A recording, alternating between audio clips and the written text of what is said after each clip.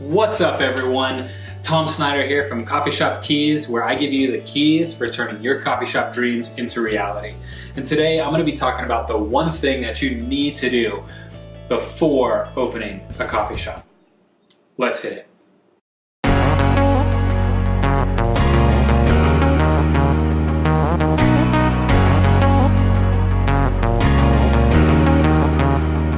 What's the one thing that you need to do before opening a coffee shop? Get a job at a coffee shop. Many people that I talk to all the time have never worked at a coffee shop. Yet, they want to open a coffee shop of their own. They want to start a coffee shop. They want to run a coffee shop. But they've never worked in coffee before.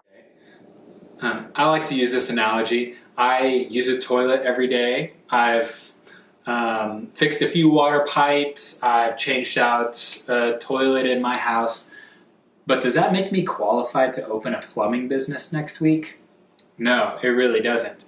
But unfortunately, I see a lot of people take this approach to opening a coffee shop.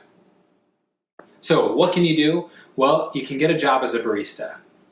This will help you learn the coffee industry. This will give you experience. And if it's a paying gig, then it'll even give you a little bit of cash in your pocket too. And this really helps to learn on someone else's dime. It's much easier to do in the planning and dreaming phase to learn all about coffee than it is while you're running your coffee shop. There are so many things to learn about coffee before you get into the running of the business. You should really take the time to dedicate yourself to learning that. And one of the best ways to do that is to put that into practice by getting a job as a barista. A lot of the learning of the business part isn't really going to come until you actually get into business. It's hard to learn that without doing it. The same thing with coffee. It's hard to learn a lot without doing it, but it's a lot easier to get a job actually doing it and even get paid for it too. So one of the reasons that you want to get a job at a coffee shop is that you can take every opportunity that you can to learn about coffee.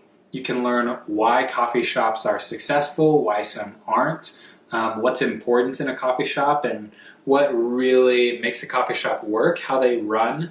Spending a 6, 8, 10-hour shift at a coffee shop really opens up your eyes into all of the inner workings of a coffee shop too. So I would suggest getting a job at a successful one, see what they do well, see what their customers ask about. It'll teach you hospitality, see how their management manages the coffee shop, deals with vendors, that sort of thing, and also gives you an idea of how to lay out your coffee shop with the bar flow, what point of sale system to use, that sort of thing. So it'll give you a lot of experience in kind of the planning phase of your own coffee shop. And I would suggest doing this in addition to your day job if you have one. And I know what you're thinking, I don't have time to get a second job as a barista. I already work a full-time job, which is 40 hours a week, maybe 50 hours a week. I don't have time for 15 or 20 hours a week to work as a barista. I would suggest taking a step back and try to consider what you're actually about to step into here. You're about to open a business, and opening a business is going to take a lot of time, more than just 40 hours a week. You might be working 60, 80, 100 hours a week for years even in the beginning.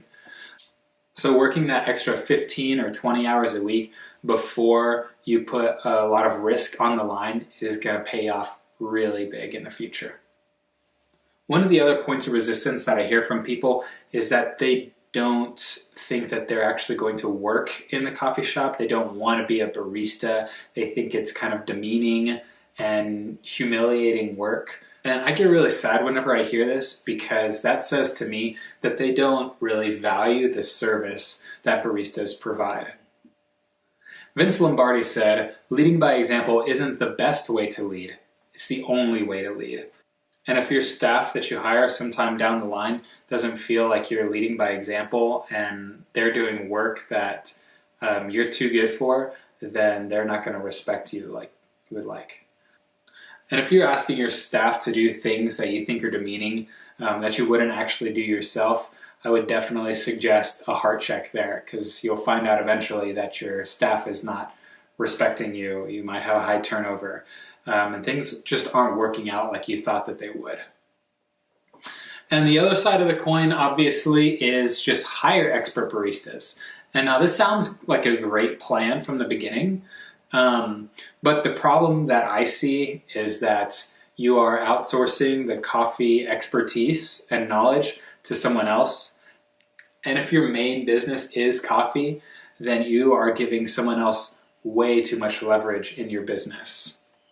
And what can happen there is if you have one person who's in charge of deciding what coffee to get, hiring the team, training them, all that sort of thing, and they decide they want to leave someday, there's really nothing to stop them.